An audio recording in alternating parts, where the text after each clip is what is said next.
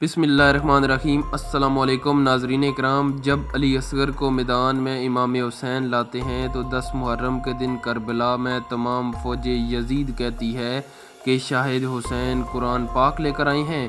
امام حسین اپنی ابا کو ہٹا کر فوج عشقیہ کو یہ کہتے ہیں کہ اے لوگو، اگر تمہاری جنگ ہے تو مجھ سے ہے، اس 6 ماہ کے معصوم بچے نے تمہارا کیا قصور کیا ہے؟ یہ رسول اللہ کے گلشن کا چھوٹا سا پھول ہے۔ 3 دن سے مسلسل پانی نہ ہونے کی وجہ سے اس کی ماں کا دودھ خشک ہو چکا ہے۔ اے ظالموں، اس معصوم علی اصغر کو پانی پلا دو۔ تمام لوگ ایک ہی آواز میں کہتے ہیں، اے حسین، پانی خود پینا چاہتے ہو اور نام اس معصوم بچے کا لگا رہے ہو؟ اگر واقعی اصغر ہم سے پانی مانگے گا تو ہم پانی دیں گے۔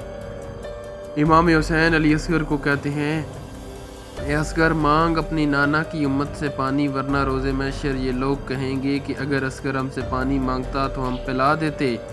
علی اصغر تمام لشکر کی آنکھوں میں آنکھیں ڈال کر کہتے ہیں، اے میری نانا کی امت، میں تمہارے رسول کا نواسا ہوں، تھوڑا سا پانی دے دو۔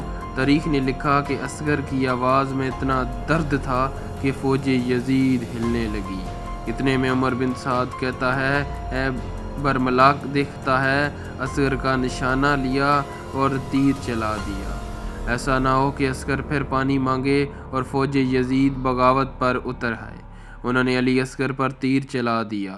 تیر کی 3 نوکیں تھیں، ایک علی اصغر کے سر پر، ایک نوک علی اصغر کے سر پر، ایک لوگ علی اصغر کی گردن پر اور ایک کمر پر لگی۔